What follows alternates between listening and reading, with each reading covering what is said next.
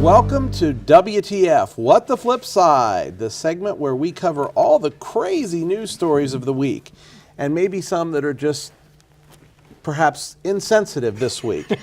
Let's go with one of the insensitive ones first. There's a Maryland House candidate and a Harford County sheriff who hosted a gun raffle, the prize from which included an AR-15. Now, I realized that they had to advertise this thing probably months in advance. But does anybody see a problem with that? I sure do. It seems, I mean, come on, Las Vegas. I mean, this isn't the only case here. And it's bad timing for them, of course. I am more a pro-gun person than an anti-gun person, but I got to tell you, this one just strikes me as wrong. Ron? No, I'm glad to see him do it. What? Yeah, glad to see him do it. It brings out the caliber of people that's running the organization. It gives out the caliber of people that really don't care about certain issues, and it lets you know, here's what this person really stands for. Yeah. And if the people in that community think that that's good, whether it was a parent that got the AR-15 and gave it, or if it's an organization that got it that manufactures weapons, or whatever, it gives the people a chance this day and age to see, here's what these people, I like them doing it, because it lets them know up front who these people really are. And this is at a fire hall for first responders. Right. Yeah. And they're the last ones who want some of these people to have these guns. Yeah. Let's face it. So it's like the dissonance here, the cognitive dissonance of it just doesn't. But there's a person that's being chosen in a field not for what he knows about issues, but what he cares about what he's chancing. He can dog whistle the gun thing. Dog whistle? You got my dog whistle here, right? I do. Yes, I do. You got my dog whistle. I got your dog whistle. That's the name of the story here. Okay. All right. The backstory. And aside from first responders, another group that we know that we can't take guns into schools, right? Yes. But apparently our third graders can raffle them off because in Missouri, third graders are selling raffle tickets for guess what weapon? An AR-15. Let me guess. But the third graders don't have a clue what they're doing. But of course they say they don't have to do this. No, but this is a baseball team. Right. Yeah. Come on now.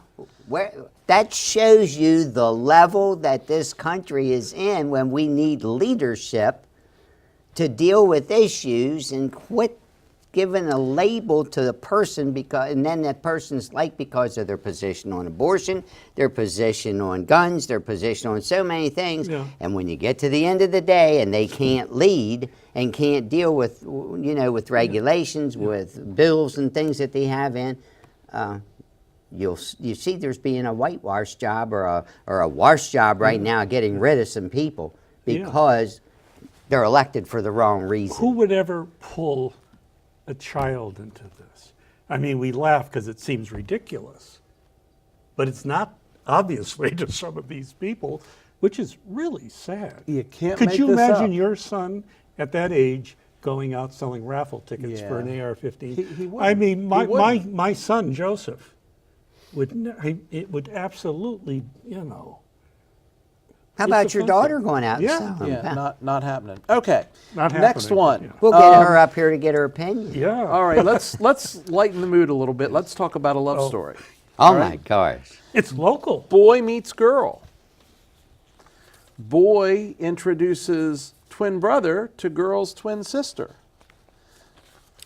Brother one and sister one fall in love. Brother two and sister two fall in love. And now they're all going to get married and live happily ever after. And this made national news. The grooms live in Hagerstown. Do you know See that? Yes, I did. They live right here in Hagerstown. It's a great story. I keep thinking about what happens when they have children, especially if they have twins. How are they going to tell them apart? But don't whose twins kids are who? skip a generation? Maybe. You might know more of the science. You know what a chance, though, with what the flip side, that someday they're on the flip side. There you go. We should get them on the flip side. We should get them on the flip side. That would be really Because when fun. you looked at the two couples, they were attractive, intelligent. They met at a and the twins. grooms are local. Yeah, and they're from Hagerstown. Right. All right, let's talk about Who let's talk found about that, our by the last. way? What do you mean? That story. I did. That was great. Well, thank you, Ron. It was great. All right, let's talk about cheap gift turns into big bucks for Iowa wife. So here's how I understand it. The Iowa husband buys the Iowa wife a lottery ticket For $10. for $10. The Iowa wife is incensed Yes. that Upset, in other words. yes, that she got a $10 lottery ticket for, what was it, Valentine's Day? Yes. Yes. And then the lottery ticket hit for $100,000. $100,000. Not so upset anymore. Tom, what say you?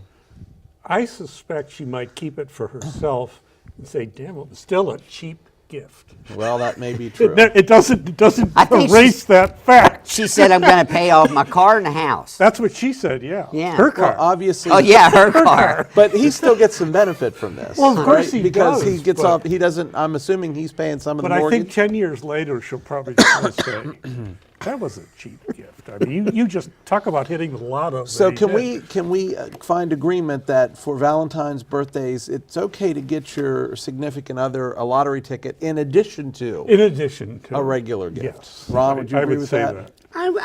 I'd say now it's kind of a national issue that you could do it and say, here's a lottery ticket. 'Cause I do know people that give lottery tickets at Christmas and at different times. yeah. Because just like this lady, $100,000. There you go. That's all the time we have on that. Up next, we're going to talk about Russia indictments, or maybe Russian indictments. Stay with us. We're back in 3.